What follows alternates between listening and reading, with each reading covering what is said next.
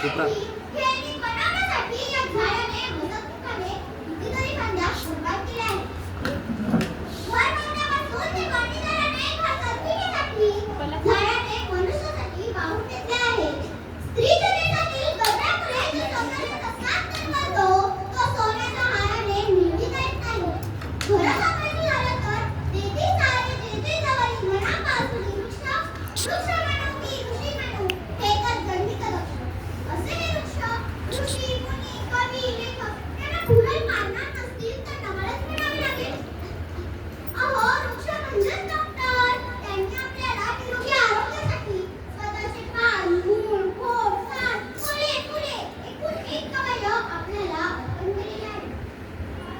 याच वृक्षाच्या गुणधर्मावर यजुर्वेद हा आयुर्वेदातील सर्वात ग्रंथ ऋषीमुनींनी लिहून ठेवलेला आहे.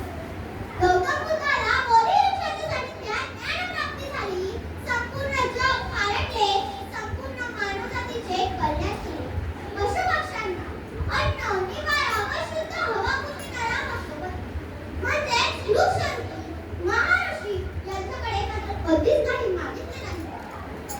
म्हणून संत तुकारामही म्हणतात, वृक्षवल्ली आम्हा सोय रे वृक्षवल्ली आम्हा सोय रे पंचरे. खरंच वृक्ष म्हणजे मला तर भगवंताचे दुसरे रूपच वाटते.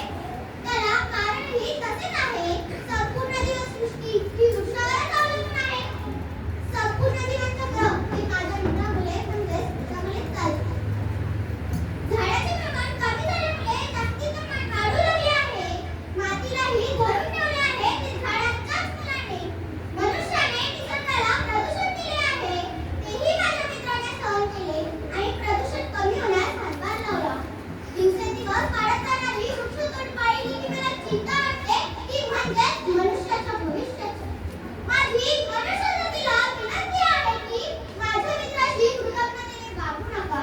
त्यांनी तुम्हाला भरपूर काही दिलेले आहे. ती झाडे तुझला देती रे उन्हात शीतळ छाया. ती झाडे तुझला देती रे उन्हात शीतळ छाया. अन मधुर फळे पुरविती जीव तुझा